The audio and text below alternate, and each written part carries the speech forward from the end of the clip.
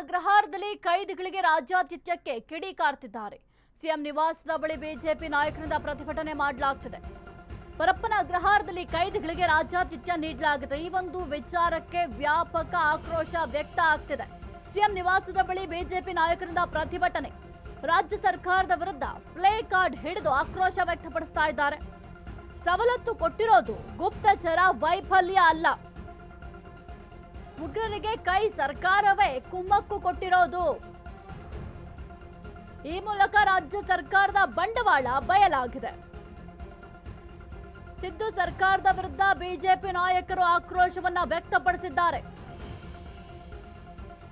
ಪರಪ್ಪನ ಅಗ್ರಹಾರದಲ್ಲಿ ಕೈದಿಗಳಿಗೆ ರಾಜ್ಯಾತಿಥ್ಯ ನೀಡಲಾಗಿದೆ. ಈ ಒಂದು ವಿಚಾರಕ್ಕೆ ಸಂಬಂಧಪಟ್ಟಂತೆ ಬಿಜೆಪಿ ಕಿಡಿಕಾರುವ ಕೆಲಸವನ್ನ ಮಾಡ್ತಾ ಇದೆ. ಸಿಎಂ ನಿವಾಸದ ಬಳಿ ಬಿಜೆಪಿ ನಾಯಕರು ಪ್ರತಿಭಟನೆಗೆ ಮುಂದಾಗಿದ್ದಾರೆ. ರಾಜ್ಯ ಸರ್ಕಾರದ ವಿರುದ್ಧ ಪ್ಲೇ ಕಾರ್ಡ್ ಹಿಡಿದು ತಮ್ಮ ಆಕ್ರೋಶವನ್ನ ವ್ಯಕ್ತಪಡಿಸುವ ಕೆಲಸವನ್ನ ಮಾಡ್ತಿದ್ದಾರೆ. ಗುಪ್ತಚರ ವೈಫಲ್ಯ ಅಲ್ಲ, ಉಗ್ರರಿಗೆ ಕೈ ಸರ್ಕಾರವೇ ಕುಮ್ಮಕ್ಕು ಕೊಟ್ಟಿರೋದು ಅಂತ. ಈ ಮೂಲಕ ರಾಜ್ಯ ಸರ್ಕಾರದ ಬಂಡವಾಳ ಬಯಲಾಗಿದೆ ಅಂತ ಸಿದ್ದು ಸರ್ಕಾರದ ವಿರುದ್ಧ ಬಿಜೆಪಿ ನಾಯಕರು ಆಕ್ರೋಶವನ್ನ ವ್ಯಕ್ತಪಡಿಸುವ ಕೆಲಸವನ್ನ ಮಾಡ್ತಾ ಇದ್ದಾರೆ.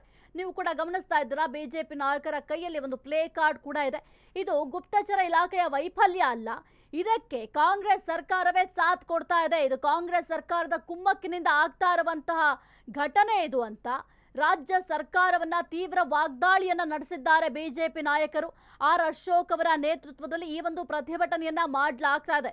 ನೀವು ಕೂಡ ದೃಶ್ಯಾವಳಿಯಲ್ಲಿ ಗಮನಿಸ್ತಾ ಇದ್ದೀರಾ ಯಾವ ರೀತಿ ಪ್ರತಿಭಟನೆ ಮಾಡ್ತಾ ಇದ್ದಾರೆ ಅಂತ.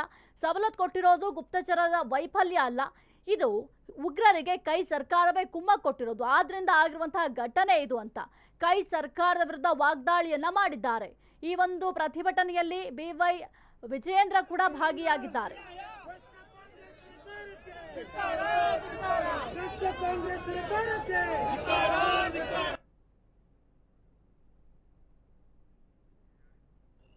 ಫೈವ್ ಸ್ಟಾರ್ ಹೋಟ್ಲುಗಳಲ್ಲಿ ಏನು ಫೆಸಿಲಿಟಿ ಸಿಗುತ್ತೋ ಅದಕ್ಕಿಂತ ಹೆಚ್ಚಿನ ಫೆಸಿಲಿಟಿಯನ್ನು ಈ ಜೈಲುಗಳಲ್ಲಿ ಈ ಕಾಂಗ್ರೆಸ್ ಸರ್ಕಾರ